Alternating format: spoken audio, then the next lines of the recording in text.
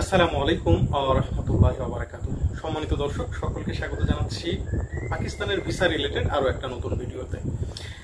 বেশ কয়েকদিন যাবত, অর্থাৎ শেষ এক সপ্তাহ যাবত বাংলাদেশে ইন্টারনেটের অবস্থা একটু খারাপ, যেহেতু দেশে একটু রাজনৈতিক পরিবেশ খারাপ হওয়ার কারণে নেটের কানেকশনটা একটু স্লো ছিল, যার কারণে অনেকের কমেন্টে আমি ঠিক মতো রিপ্লাই দিতে পারিনি। তবে ব্রডব্যান্ড নেটওয়ার্ক খুলে যাওয়ার পরে দেখলাম পাকিস্তান ভিসা বিষয়ক পোস্টগুলোতে আমার অনেক অনেক কমেন্ট জমা পড়েছে, এবং এখানে ম্যাক্সিমাম কমেন্টই সবাই জানতে চেয়েছে যে আসলে পাকিস্তানের ভিসা পাওয়ার মূল শর্ত কি, বা পাকিস্তানের ভিসা রিজেক্ট হওয়ার কারণ কি, বা কি হলে পাকিস্তানের ভিসা মোটামুটিভাবে নিশ্চিত পাওয়া যাবে।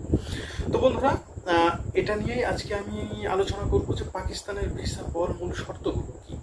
তো দেখুন ভাই, প্রথম কথা হচ্ছে যে বাংলাদেশি সিটিজেনদের জন্য পাকিস্তানি ভিসা পাওয়ার ক্ষেত্রে তেমন কোনো কড়াকড়ি শর্ত প্রযোজ্য পাকিস্তান গভর্নমেন্ট করে না, এবং সবচেয়ে বড় সুবিধার বিষয় হলো যে বাংলাদেশিদের জন্য পাকিস্তান গভর্নমেন্ট ই ভিসা চালু করেছে। এবং ই ভিসার মজাটাই হচ্ছে এই যে আপনি ঘরে বসে অ্যাপ্লিকেশন করবেন এবং ঘরে বসে ভিসা পেয়ে যাবেন, আপনাকে কোনোভাবে এম্বাসি ফেস করতে হবে না। তবে হতে পারে সেটার শতকরা হিসাব যদি করি তাহলে সর্বোচ্চ 2%। এবং কোন ক্ষেত্রে আপনাকে ডাকতে পারে পাকিস্তান হাই কমিশন? দেখা যাচ্ছে যে আপনার যদি কাগজপত্রে কোনো ভুল থাকে বা আপনাকে কোনোভাবে সন্দেহ হয়, সেক্ষেত্রে আপনাকে তারা ডাকতে পারে, তবে বেশিরভাগ ক্ষেত্রেই ডাকে না। তো সবচাইতে বড় বিষয় হচ্ছে যদি আপনার পাসপোর্টে ইন্ডিয়ান ভিসা থাকে, আমি আবারও বলছি, যদি আপনার পাসপোর্টে ইন্ডিয়ান ভিসা থাকে তাহলে আপনি মোটামুটি 80 থেকে 90% শিওর থাকেন পাকিস্তান হাই কমিশন আপনাকে রিফিউজ করবে না, আপনাকে ভিসা দিবেই। কারণ ইন্ডিয়ান ভিসা থাকলে পাকিস্তান হাই কমিশন কখনো রিফিউজ করে না। দ্বিতীয় কথা হচ্ছে যে আপনার যদি ডুয়াল কারেন্সি কার্ড না থাকে, সেক্ষেত্রেও কিন্তু আপনি রিফিউজড হতে পারেন পাকিস্তানি ভিসার ক্ষেত্রে। অনেকে হয়তো বলবেন যে ভাই, ডুয়াল কারেন্সি কার্ডের কি দরকার, আমি যদি ডলার করে নিই।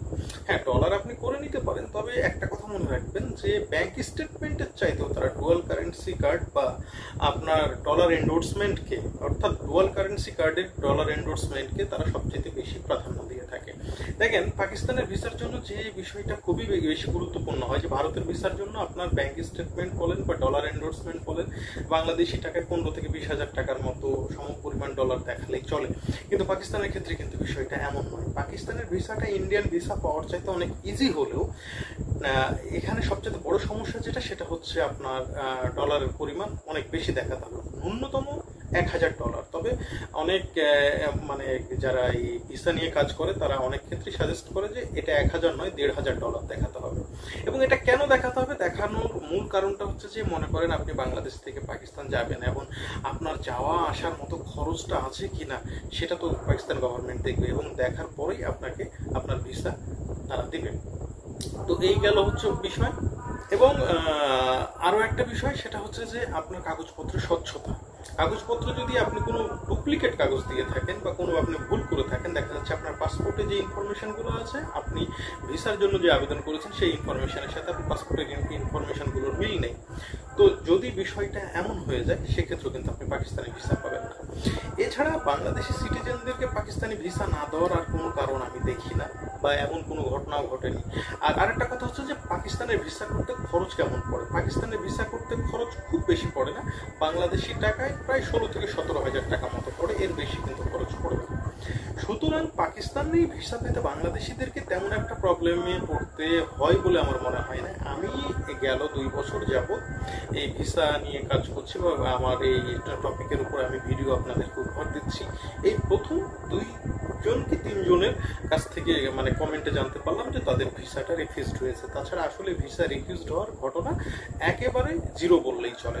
আর যদি আপনার পাসপোর্টটা একদম ফ্রেশ পাসপোর্ট হয়, আমি বলবো সেক্ষেত্রে আপনি পাকিস্তান যাবেন না, না যাওয়াটাই উত্তম। আর আপনার পাসপোর্টে যদি 4-5টা দেশের ভিসা থাকে, সেক্ষেত্রে কোনো ব্যাপার না, পাকিস্তান এমনি আপনাকে ভিসা দিয়ে দেবে। এক্ষেত্রে তারা তেমন কোনো বাড়াবাড়ি করবে না। তবে ডুয়াল কারেন্সি কার্ডটা আপনার অবশ্যই ঠিক থাকতে হবে, আপনার অবশ্যই ইনভাইটেশন লেটারটা ওকে থাকতে হবে, আপনার হোটেল বুকিং এর কাগজটা সবসময় ওকে রাখতে হবে, এবং আপনার একটা অবশ্যই আইটেনারি থাকতে হবে, এবং আইটেনারিটা অবশ্যই আপনাকে সাবমিট করতে হবে যদি হাই কমিশন চেয়ে থাকে আপনার কাছে, না চাইলে দরকার নেই। তো বন্ধুরা, এটাই ছিল হচ্ছে পাকিস্তানে ভিসা পাওয়ার জন্য আপডেট ডাটা। সকলকে ধন্যবাদ। আসসালামু আলাইকুম।